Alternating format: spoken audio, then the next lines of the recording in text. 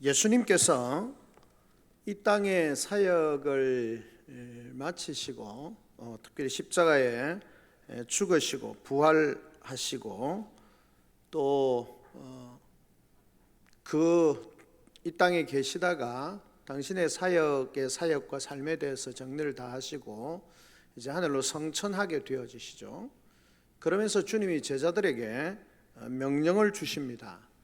땅 끝까지 정인의 삶을 살라라고 그렇게 말씀을 하고 있는 것을 보게 되어집니다.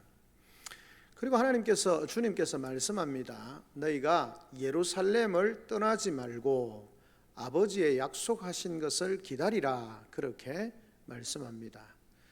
약속하신 것이 뭐냐? 예수님이 요한복음에서도 말씀하신 것처럼 내가 가면 다른 보혜사를 너희에게 보내어 주실 것이다. 성령이 오시면 너희에게 이렇게 하실 것이다. 말씀이 기억나게 하고 또 너희 인도하실 것이다 등등 말씀을 하시는 거죠. 그리고 성천하시고 난 뒤에 우리가 전에 살펴본 것처럼 이제 오순절이 되어지면서 하나님의 성령이 제자들 가운데 모인 무리들 가운데 임하게 되어지고 놀랍게도 성령의 역사하심을 따라 각기 난 곳 방언으로 하나님의 큰 일을 모인 사람들에게 선포하게 되어지는 그런 놀라운 일들이 일어나게 되어집니다.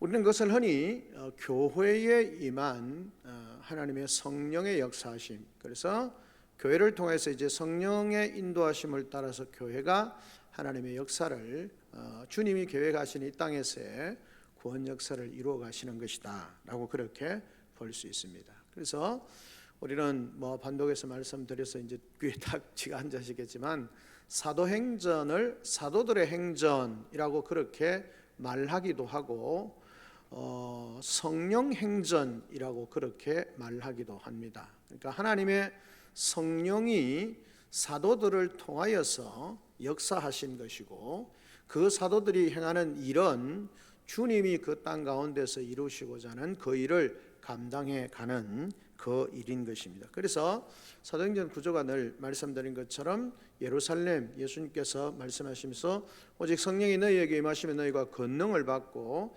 예루살렘과 온 유대와 사마리아와 땅 끝까지 이르러 내 정인이 되리라 라고 그렇게 말씀하시죠. 그래서 예루살렘에서, 그 다음에 유다에서, 그 다음에 사마리아에서, 그래서 오순절 성령 사건에서 예루살렘의 복음의 능력이 어떻게 나타나는지, 그리고 유대 땅 안에서 어떻게 일어나는지, 그리고 나아가서 사마리아에서 빌립을 통해서 어떻게 하나님의 복음의 역사가 나타나고 있는지, 그리고는 이제 확대되어진 전 세계를 향하여서 모서리 언덕으로, 그 다음에 소아시아 지역으로, 유럽으로, 로마로 통해서 땅끝이라고, 당시의 땅끝이라고 하는 서바나까지 그렇게 하나님의 성령의 충만하심을 입은 사도들이, 제자들이 복음을 전거하면서 주님의 명령을 이루어가는 그런 모습을 보게 되어지는 것입니다.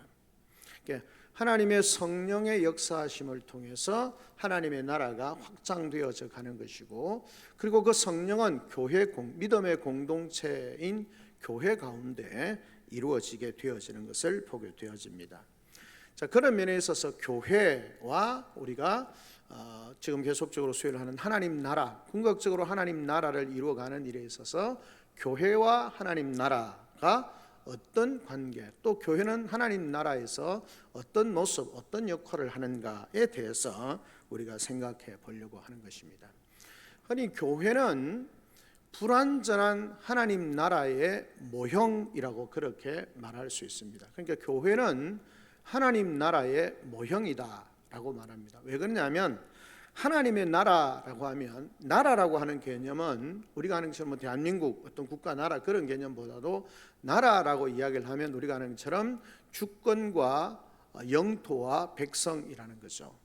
그리고 그 나라는, 하나님의 나라는 하나님의 통치가 이루어지는 것이고, 하나님의 통치가 온전히 이루어지는 것이 하나님의 나라라고 하는 것입니다. 그래서 하나님의 말씀이 하나님의 영이신 하나님의 성령의 역사를 통해서 통치가 되어지고, 거기에 온전히 순종하는 하나님의 백성된 성도들이 하나님의 말씀을 성취해가는, 그리고 하나님의 뜻을 이루어내는 공동체, 그것이 바로 하나님의 나라라고 본다면, 하나님께서 이 땅에 영원한 하나님 나라의 완전한 하나님 나라는 아니지만 하나님 나라의 모형으로서의 세운 공동체가 뭐냐면 교회라는 것입니다. 그러니까 교회는 하나님 나라의 모형입니다.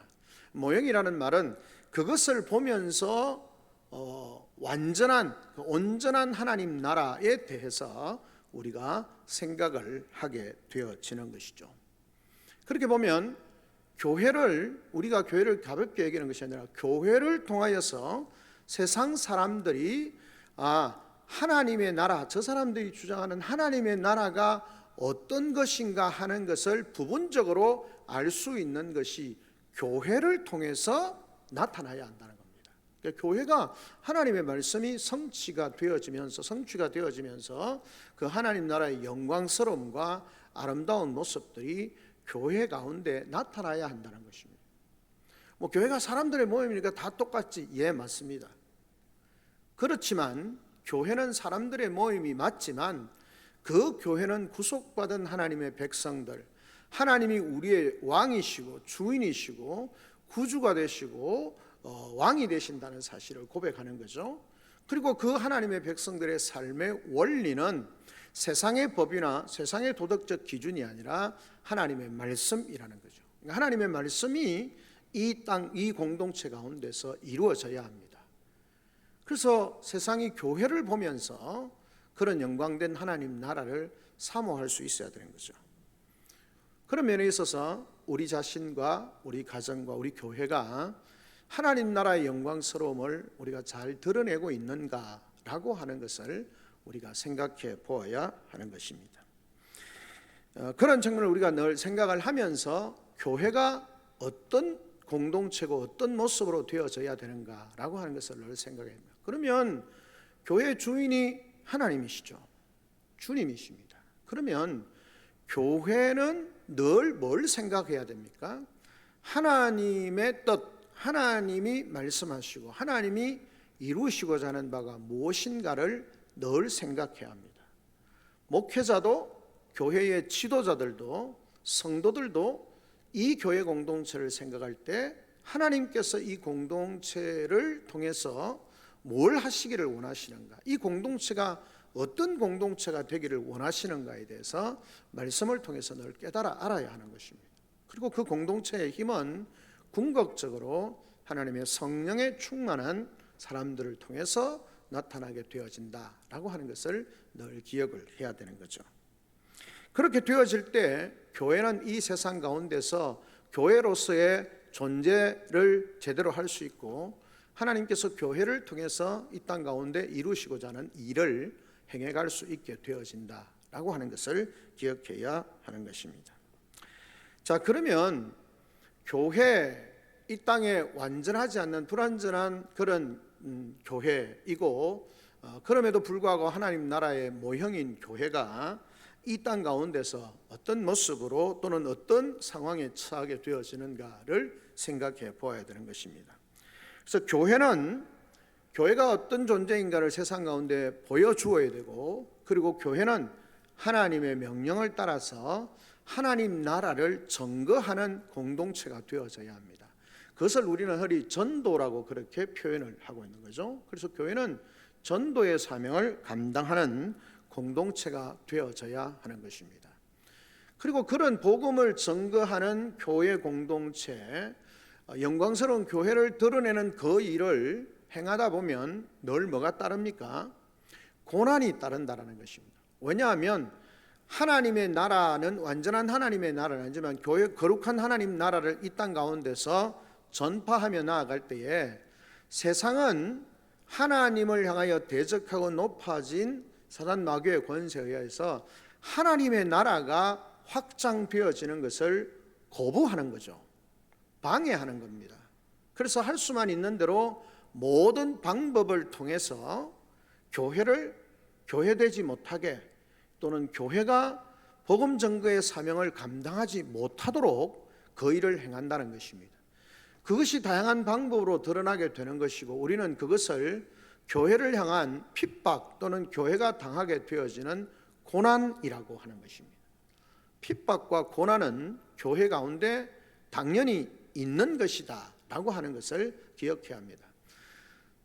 앞부분에 제가 교회에 대해서 말씀을 나누면서 예수님께서 사도 베드로의 신앙의 고백 위에 말씀하시면서 그렇게 말씀합니다.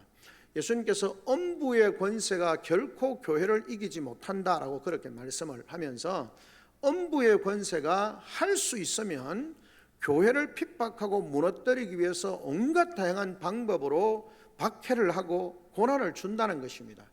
그럼에도 불구하고 교회가 소망이 있는 것은 결코 그들의 어떤 엄부의 권세, 사단 마귀의 권세가 아무리 강하다 할지라도 그 엄부의 권세가 교회를 이기지 못한다는 겁니다. 교회의 주인이신 주님이 교회를 붙잡고 계시기 때문에 그 교회를 사랑하시고 그 교회를 보호하고 계시고 그 교회를 통해서 역사하시고 그 성령 하나님께서, 삼위 하나님께서 때를 따라 돕는 은혜로, 말씀의 능력으로, 성령의 능력으로 다양한 방식으로 교회 가운데 역사하셔서 사단 마귀가 결코 교회를 이기지 못하도록 하신다는 겁니다. 그래서 이미 베드로의 신앙의 고백 위에, 내가 내 고백 위에 교회를 세우리라고 말씀하시고, 그 교회가 엄부의 권세가 끊임없이 핍박을 하지만 그러나 엄부의 권세가 결코 교회를 이기지 못할 것이다 라고 그렇게 말씀하신 거죠. 그것을 보면 교회가 고난과 핍박이 있게 마련이다 라고 하는 것을 기억해야 하는 것입니다. 그리고 세 번째로는, 이 교회는 그러면 어떻게 교회가 하나님 나라의 영광스러운 일을 할 수 있는가?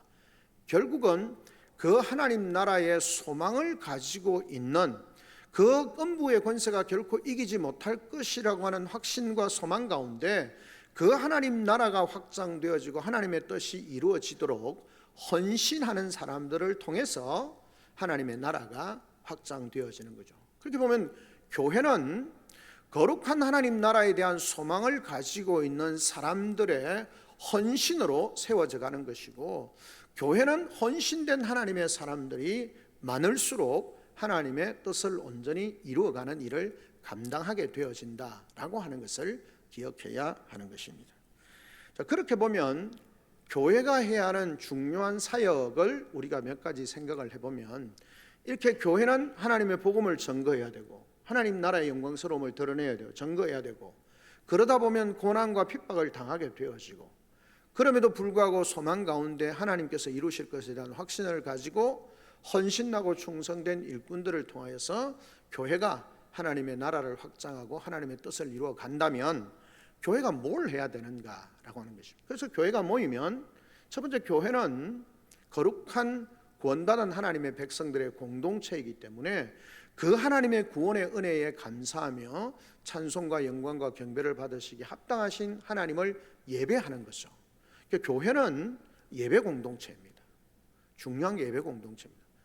교회가 모여서 해야 되는 중요한 것이 뭐냐면, 성도들이 함께 모여서 이 구원의 하나님, 우리를 영원한 죄에서 구원하시고 생명 주시고 우리와 늘 함께 하시는 그 하나님을 예배하는 공동체가 되어야 됩니다. 그래서 성도들은 예배에 성공하는 참된 예배를 하나님 앞에 드릴 수 있는 그 성도가 되어질 때, 참된 예배적 삶을 사는 성도가 세상을 이길 수 있는 겁니다.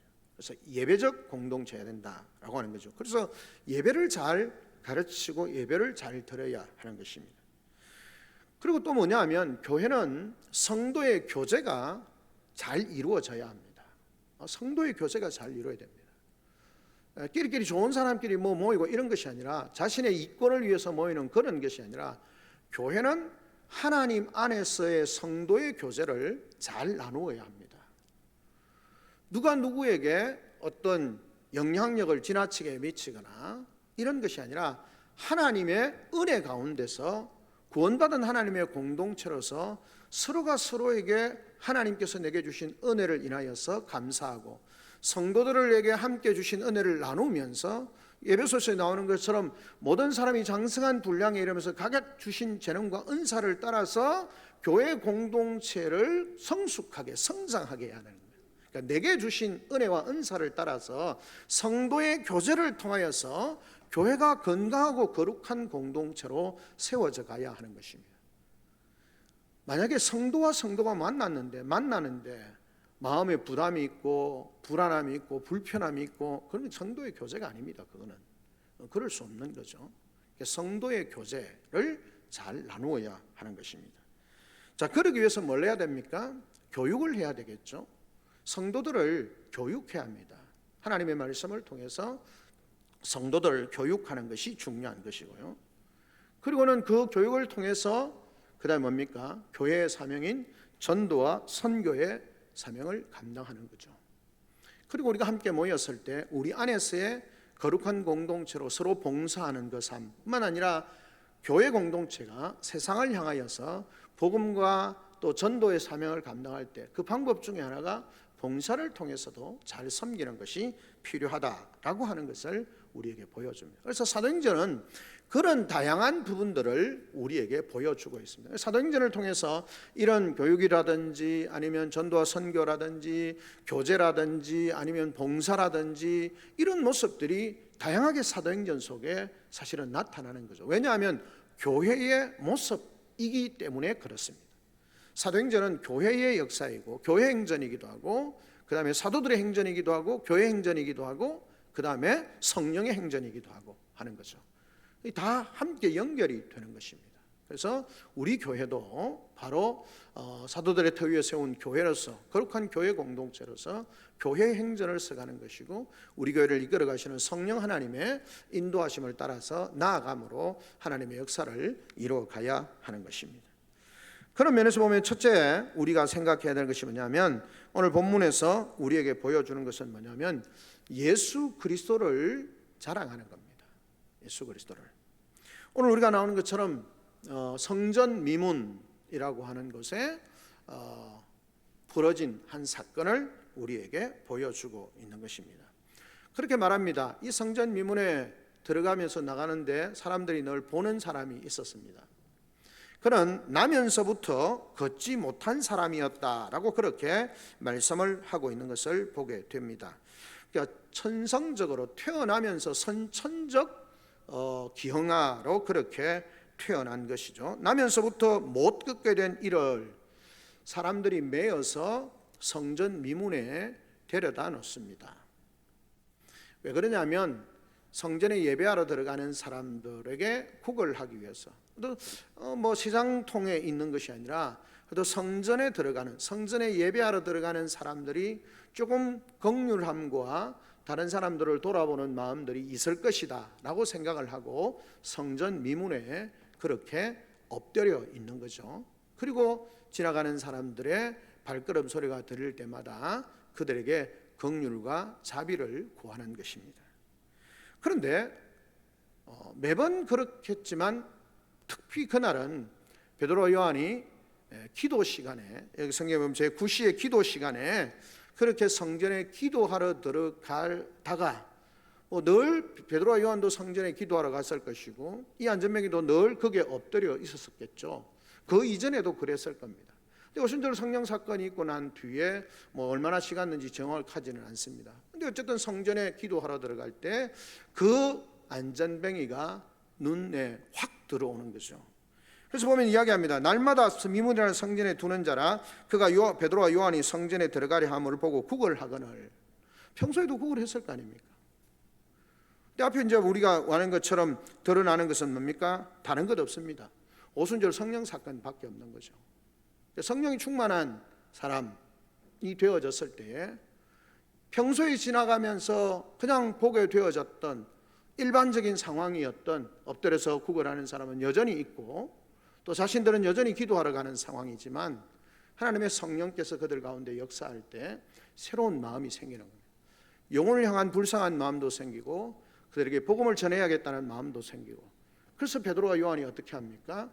한 푼 달라고 하는 그 사람 앞에 서서 멈추었습니다. 그러니까 이 안전병에는 당연히 한 푼 얻을 수 있겠구나 라고 그렇게 생각을 하고 구걸을 요청하게 되어집니다. 근데 아니나 다를까 베드로 요한이 이 안전병이 말합니다. 주목하여서 그렇게 이르되 우리를 보라 라고 이야기를 합니다. 여러분 뭐 구글 하는 사람이 있는데 야 우리를 봐 이렇게 하면 그냥 동전 한 푼 땡그랑 주는 사람은 그냥 넣고 가지 우리를 보라 이렇게 말하지는 않겠잖아요.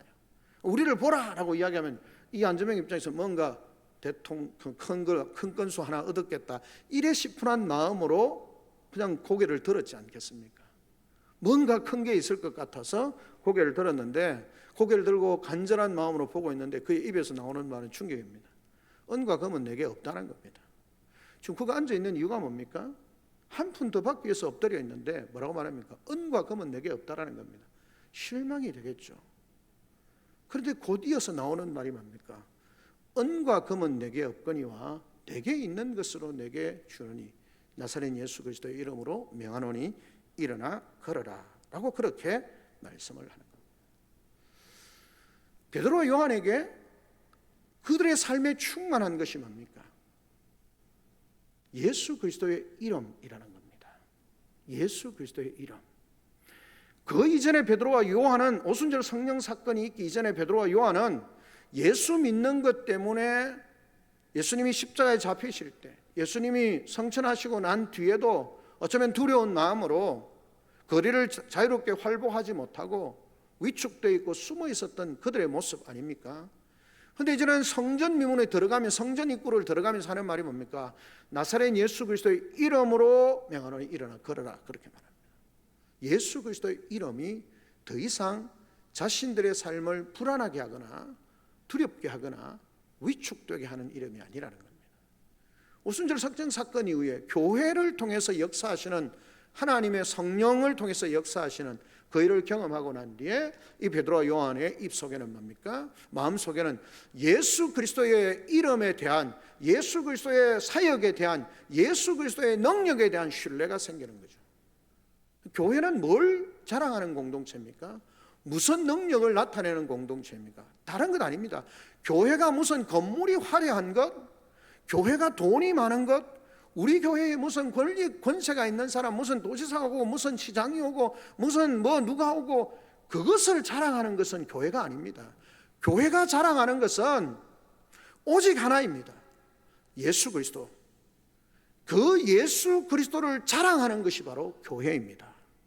우리 교회가 뭘 자랑하는지를 생각해야 합니다. 그리고 우리가 뭘 자랑해야 하는지를 생각해야 합니다. 교회가 자랑하고 교회가 드러내야 될 것은 하나밖에 없습니다.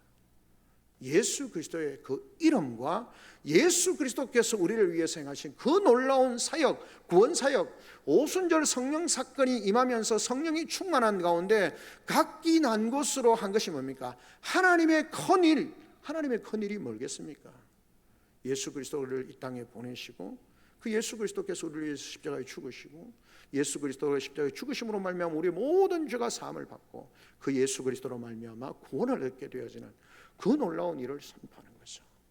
교회가 해야 되는 것은요, 어떤 화려한 것을 자랑하는 것이 아니라 예수 그리스도의 이름, 그 예수 그리스도의 능력, 그 예수 그리스도의 놀라운 구속 사역과 사랑과 은혜를 선포하고 자랑하고 드러내는 것이 교회여야 합니다. 왜냐하면 그것이 교회가 해야 할 사명이 그것이고 그것을 통해서 그 예수 그리스도로 말미암아 구원받고 예수 그리스도의 능력을 경험하면서 예수 그리스도 안에서 생명을 가진 자가 되어져야 하나님 나라 백성이 되어지고 하나님의 나라가 확장되어지고 하나님의 나라의 영광스러움이 드러날 수 있기 때문에 그렇습니다. 다른 것 아닙니다. 교회가요 자랑할 것은 하나밖에 없습니다. 예수 그리스도의 십자가만 자랑해야 합니다. 사도 바울이 그렇게 하지 않습니까? 내가 자랑할 것 아무도 없다. 예수 그리스도의 십자가 외에는 내가 자랑할 것이 없다라고 하는 것입니다. 교회가 자랑해야 하는 것은 바로 그것입니다. 여러분, 성전 미문에 화려한 그 건물이 있지 않습니까? 그 화려한 성전의 입구의 미문, 아름다운 문이라고 하는 그 생각을 해보면 얼마나 화려하고 멋있었겠습니까? 근데 화려한 건물이 있는데, 그 아름다운 건물이 있는데 그 예수 그리스도의 이름, 복음의 능력은 없는 것이죠. 교회가 자랑해야 될 것은 바로 예수 그리스도의 이름입니다. 이 안전뱅이는 한 끼 하루 먹을 식량을 위해서, 먹고 사는 문제를 위해서 동전 한 푼을 국을 했을지 모르지만 그것으로는 그 삶이 온전히 회복되지 못하는 거죠. 그래서 그의 삶이 진정으로 회복되어지는 길은 뭡니까? 예수 그리스도의 이름의 능력으로 말미암아, 예수 그리스도의 그 능력으로 말미암아 회복되어지는 것만이 그가 사는 길임을 우리에게 보여주고 있는 것입니다. 그래서 어떤 일이 일어났습니까? 손을 잡아 일으키니 발목에 힘이 생기고, 여러분 그 성경이 기록하니까 그렇습니다. 근데 오랫동안 평생을 걸어보지 못했던 사람이 걷는다는 것이 가능이라 하겠습니까? 그가 오른손을 잡아 일으키니 발과 발목에 곧 힘을 얻고, 하나님의 능력이, 주님의 능력이 그 마른 뼈를 일으키는 것처럼 발과 발목에 힘이 생깁니다. 그리고 걷습니다. 그리고 뛰기도 합니다. 그러면서 어디를 향해 나갑니까? 성전을 향해 나갑니다. 늘 성전 가까이 있었지만 한 번도 그 성전으로 들어가서 하나님을 예배한 적이 없는, 성전 안에서 그냥 내가 먹고 살기 위해서 그 성전 입구에서 사람들에게 구걸을 구하고 사람들에게 도움을 얻으면서 내 먹고 사는 문제를 해결하는 것 때문에 그 성전 미문에 평생을 앉아 있었던 그 사람이지만 한 번도 그 성전 안에서 참된 예배를 드리지 못했던, 예수 그리스도의 이름을 통해서 그가 회복되어지면서 성전으로 들어가면서 하나님을 찬미하는 놀라운 일들이 나타나게 되는 것입니다. 교회는 예수 그리스도를 자랑하는 것이고 예수 그리스도를 선포하는 것입니다. 교회가 해야 되는 것은 다른 것 없습니다. 오직 예수 그리스도의 십자가, 예수 그리스도의 이름, 예수 그리스도의 능력을 나타내는 공동체가 되어져야 하는 겁니다. 그 일을 통해서 하나님의 나라는 확장되는 것입니다. 우리 금호교회가 우리 모든 성도들, 교회와 그 교회에 속해 있는 교회에 지체된 우리 성도들이 다른 것 아니라 예수 그리스도를 자랑하고 예수 그리스도를 선포하고 예수 그리스도를 그 십자가의 구원의 은혜를 자랑하고 선포하는 그런 우리 교회가 되어지고 우리 성도들의 삶이 되어져서 그곳에서 주님의 능력이 나타나고 하나님께서 능력을 더하심으로 병든 자가 일어나고 한 번도 걸어보지 못했던 자가 일어나서 걷고 뛰기도 하면서 성전을 향하여 들어가며 하나님을 찬미하는 그 놀라운 일이 우리 성도들과 우리 교회를 통해서 나타나기를 주님의 이름으로 축원합니다. 아멘. 둘째는 무엇입니까? 이렇게 복음의 놀라운 능력을 나타냅니다. 얼마나 좋습니까? 주님의 이름으로 그 병자가 낫기도 하고 한 번도 그냥 걸어보지 못한 사람이 찬송을 하고 기뻐하고 얼마나 좋겠습니까? 그런데 사람들이 다 놀라고 정말 놀랍니다. 나은 사람이 11절에 보면 베드로와 요한을 붙잡으니 모든 사람이 크게 놀라며 달려나가 솔로몬의 행각이라 불리우는 큰 행각에 모이거늘 베드로가 또 그렇게 말합니다. 선포를 합니다. 뭐 우리를 보냐, 하나님이 행하신 일이다. 그렇게 선포를 하게 되어지는 것입니다. 자, 이렇게 하면서 베드로와 요한이 그리스도의 십자가의 복음, 예수 그리스도의 능력을 나타내게 되어지면 그 능력과 영광을 보면서 모든 사람들이 기뻐해야 되는데 어떤 일이랍니까? 4장 1절에 보면 사도들이 백성에게 말할 때 제사장과 성전 맡은 자와 사두개인들이 이르러 예수 안에 죽은 자의 부활이 있다고 백성을 가르치고 전함을 싫어하여 예수 그리스도의 십자가의 복음과 그 예수 그리스도의 능력을 전하는 것을 싫어합니다. 누가요? 제사장과 성전 맡은 자와 사두개인들이 싫어합니다.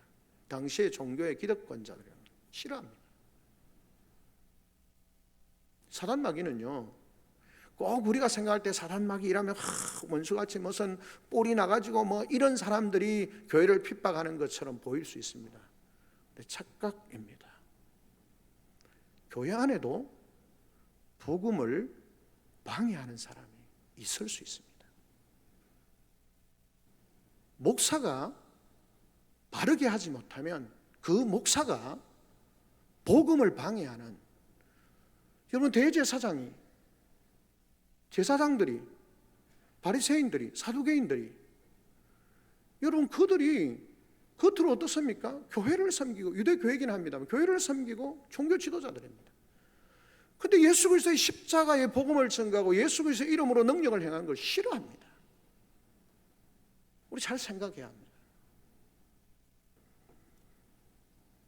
우리의 삶이 복음의 걸림돌이 되지 않아야 합니다.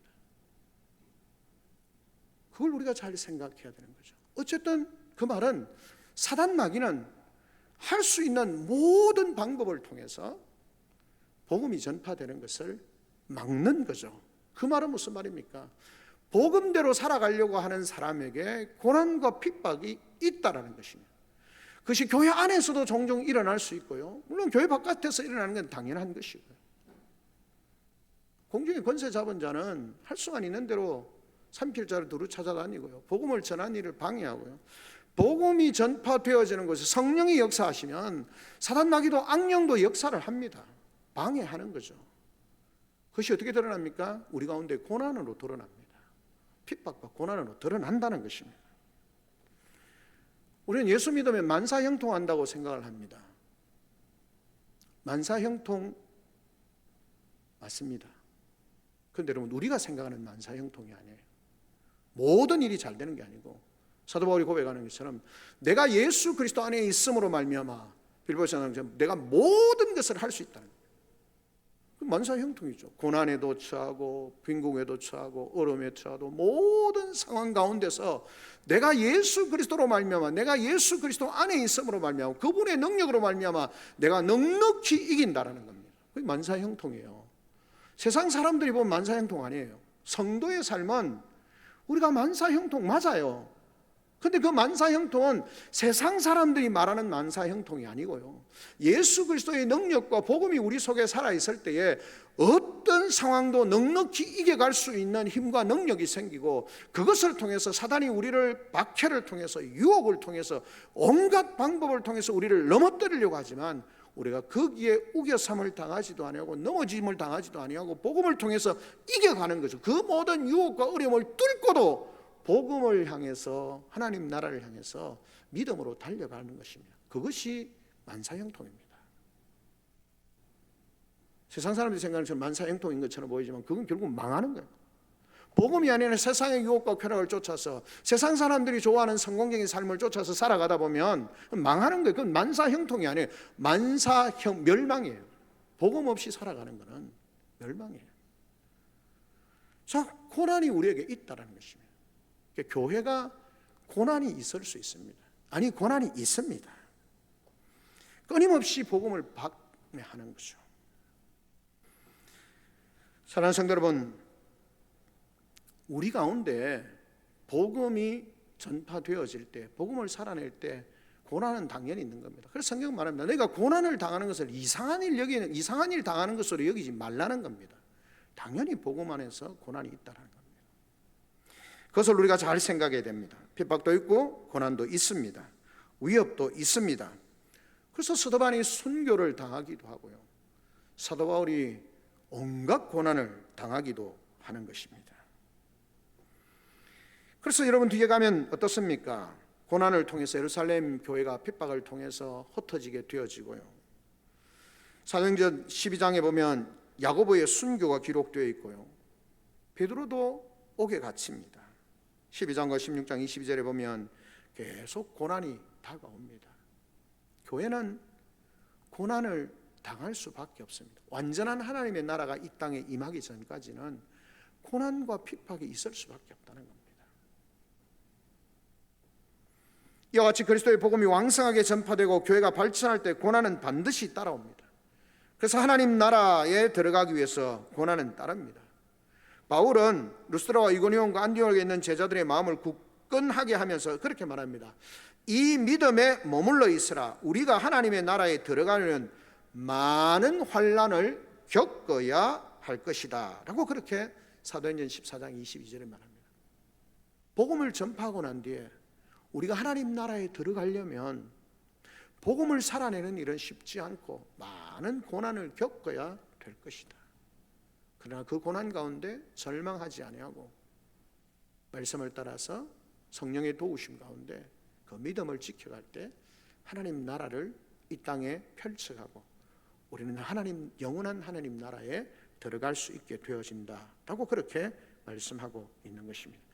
따라서 우리는 세상에서 믿음을 지키며 교회를 세워갈 때 고난이 오는 것을 이상하게 여기지 말고 하나님 나라를 위해서 손해볼 수도 있고 욕을 얻어먹을 수도 있고, 그러나 왕이신 하나님, 왕이신 예수님께서 앞서가신 이 고난을 당하셨으니 주님의 백성으로서 당연히 묵묵히 이 예수님이 걸어가신 그 길을, 예수님께서 고난이 있으셨지만 순종함으로 십자가의 죽으심으로 구원의 완성을 이루신 것처럼 우리도 묵묵히 고난이 있지만, 고통이 있지만, 괴로움이 있지만 성령의 공급하시는 힘과 능력을 덧입어서 어떤 상황에도 넉넉히 이기게 하시는 그 하나님의 도우심 가운데 우리가 이겨가야 한다라고 하는 것입니다.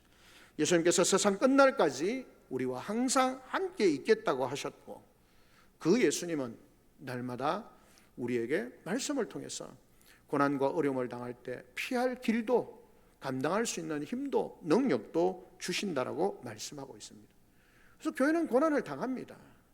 그 고난을 당할 때에 그 고난으로 인해서 절망하거나 포기하거나 좌절하는 것이 아니라 그 고난이 있지만 그럼에도 불구하고 주님은 교회를 성립케 하실 것이다 라고 하는 확신과 소망을 가지고 그 교회를 세워가는 일을 위하여, 지켜가는 일을 위하여서 우리는 최선의 노력을 다해야 하는 것입니다. 우리의 말이, 우리의 행동이, 우리의 생각이 복음을 방해하는 자가 되지 않아야 될 뿐만 아니라 우리의 사랑과 수고, 헌신이 교회를 세워가는 일을 위해서 하나님이 사용하시도록 우리는 그렇게 교회에 대한 소망, 그리고 고난이 있다는 사실에 대한 그것을 알고 그 고난을 믿음으로 잘 대처하는 삶이 되어져야 한다라고 그렇게 말씀을 하고 있는 것입니다. 마지막 세 번째로는 무엇입니까? 그런 고난과 핍박 가운데서도 어떻습니까? 하나님의 거룩한 공동체는 아름답게 견고하게 세워져 가는 것입니다. 어떨 때 가능합니까? 오늘 시대는 다 자기 중심입니다. 개인주의 성향이 너무 강합니다. 세상이 그렇게 된 것은 오래전이었고요. 교회도 지극히 개인주의적인 신앙으로 나아가는 모습을 보게 되었습니다. 공동체가 함께 마음을 모으고 함께 하는 일은 이제 점점 어려워져 갑니다. 왜냐하면 신앙생활도 나의 시간과 나의 환경과 나의 여건을 다 따져서 신앙생활을 하거든요.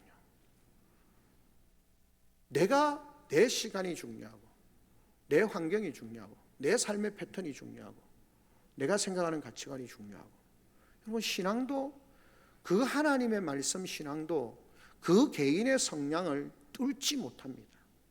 그래서 교회 안에서 내하고 성향이 비슷하면 뭐 한번 같이 가볼까, 내가 생각하는 거하고 좀 비슷하면 같이 한번 해볼까, 그렇게 생각하지, 아무리 하나님의 말씀 공동체가 함께 하자 할지라도 내하고 잘 성향이 안 맞거나, 아이고 내가 굳이 그걸 할 필요가 있겠나, 그렇게 생각하면 잘 참석을 안 하는 거예요. 잘 수고를 안 하는 거죠.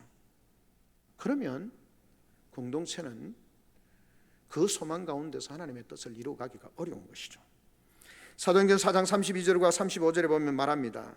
이렇게 말합니다. 믿는 무리가 한 마음과 한 뜻이 되어서 라고 그렇게 말합니다. 우리가 어떻게 한 마음과 한 뜻이 될 수 있을까요? 하나님의 성령이 우리 가운데 역사하고 우리의 생각, 나의 생각을 내려놓고 하나님의 뜻에 마음을 모으면 우리가 하나 될 수 있습니다. 여러분 사람이 5명 모여서 뭘 함께 하자 안 됩니다. 다 시간이 안 맞고요, 다 환경이 안 맞습니다. 음식 하나 먹으러 갈 때도요 맞추기가 어렵습니다. 그만큼 어려운 것입니다. 농담으로 그렇게 말합니다. 5명 모여가 이렇게 마음 맞추기 어려운데 어째 남북한이 통일되도록 기다리겠노? 안 된다는 겁니다. 왜요? 다 자기 생각이 있으니까. 근데 교회는 어떤 것입니까? 교회는 내 생각을 내려놓는 것입니다. 하나님의 뜻을 구하는 것이고 하나님의 뜻이 이루어지는 것이 공동체입니다. 그러다 보니까 한 마음 한 뜻이 되는 것이죠. 여러분 그러면서 말합니다. 모든 물건을 서로 통용하고 자기 재물을 조금이라도 자기 것이라는 이가 하나도 없더라라고 말씀합니다. 이 말이 무슨 말이냐면 내 거 아니다 그런 말이 아니라 하나님이 주셨는데 나만을 위해 주신 것이라고 주장하지 않는다는 겁니다. 내게 좀 더 주신 것은 이것을 통해서 없는 사람과 함께 나누어서라고 주신 것이다 라고 생각을 한다는 겁니다. 자기 것이라고. 여러분 여기서 초대교회 당시가 개인의 사유재산을 부정한다 그런 거 아닙니다. 다 개인의 사유재산을 인정합니다. 그럼에도 불구하고 하나님이 필요하시면 그 모든 것을 아름답게 사용하실 수 있다. 다 나만을 위한 것이라고 생각하지 아니하고 필요하면 하나님 나라 복음을 위해서 또 공동체를 위해서 필요하면 내어놓는 것입니다. 그리고 그것을 통해서 하나님이 아름답게 사용하시기를 원하신다라고 하는 것입니다. 사도행전은 자기 것을 들여서 주님의 교회를 섬기는 다양한 사람들이 나오게 되어집니다. 사도행전 1장에 보면 120명의 제자들이 한 곳에 모여서 기도하는 장면이 나옵니다. 120명이 모일 수 있는 공간이 많지 않잖아요. 우리가 성지순례를 가면 마가의 다락방이라고 하는 우리가 생각하는 다락방이 아니라 2층 고가 높은 그런 공간입니다. 그 넓은 공간이죠. 그 넓은 공간에 그냥 자기의 집의 공간을 그 성도들이 모이는 그 공간으로 내어주는 겁니다. 이러면 집에 100명씩, 40명씩, 50명씩, 60명씩 매주마다 매일마다 모인다고 생각해 보십시오. 우리 집 1층 문 닫아놓고 2층 너는 사용해라, 너가 알아서 사용해라 그렇게 하겠습니까? 그 120명, 100명, 50, 60명 모일 때마다 환경을 위해서 준비할 것이고요. 좀 더 좋은 환경에서 그들이 모임을 가질 수 있도록 할 수 있으면 작은 물건이라도 음식이라도 물이라도 내어놓고 준비하는 거 아닙니까? 자기의 것을 드리는 겁니다. 그 모임을 위해서 사실은 드리는 겁니다. 공간을 드리고 자기의 정성을 드리는 겁니다. 사장에 보면 어떻습니까? 그러니까 보면 믿는 이들이 자신의 소유를 팔아서 가난한 이들을 내어놓는 것을 보게 되어집니다. 자기 것만으로 챙기는, 자기 것만을 챙기는 오늘 시대와는 다르죠. 나에게 유익을 위한 것이 아니라 공동체를 위해서 기꺼이 내어놓는 것입니다. 희생하고 헌신하는 사람들을 통해서 그 공동체가 유지가 되어지는 겁니다. 여러분, 교회가 무슨 큰 은혜를 경험하고 역사를 경험하고 하나님의 일하심을 경험할 때 그게 오토매틱 자동으로 되는 줄 아닙니다. 거기에는 누군가는 하나님께서 이 공동체를 축복해 주시도록 땀 흘려 눈물로 기도한 사람이 있고요. 누군가는 자기의 공간을 비워준 사람도 있고요. 누군가는 자기의 물질을 들여서 그 공동체를 섬기는 사람이 있고요. 그것이 모두가 돈으로만 섬겨야 된다, 물질로만 섬겨야 된다, 기도로만 섬겨야 된다, 이것이 아니라 내게 주신 것을 따라서 때로는 기도로, 때로는 땀 흘려 헌신함으로, 수고함으로, 때로는 물질로, 때로는 나의 귀한 것을 아낌없이 드려서 그런 사람들을 통해서 하나님의 나라가 놀라운 은혜를 경험하고 능력을 경험하게 되어지는 것을 보게 되어지는 것입니다. 보여주신 것이 누굽니까? 예수님이잖아요. 예수님의 구속, 우리의 구속은 그냥 자연스럽게 일어난 것이 아닙니다. 하나님이신 예수님이 자기를 드림으로 말미암아, 그 예수님이 자기를 드림으로 말미암아, 그 죄의 속죄의 제물로 드림으로 말미암아 그 죄값을 치르시고 우리가 구원을 얻는 거죠. 원리는 똑같습니다. 하나님의 나라를 위해서 정말 하나님의 나라가 확장되어지고 하나님의 영광이 교회를 통해서 늘어나기를 원하면 우리는 해야 됩니다. 그것이 기도를 드리는 것이다, 땀 흘려 수고하는 것이다, 물질을 들여서 하는 것이다. 감당해야 되는 거죠. 헌신해야 합니다. 그래야 하나님의 뜻이 이루어져 가는 것입니다. 말씀을 맺습니다.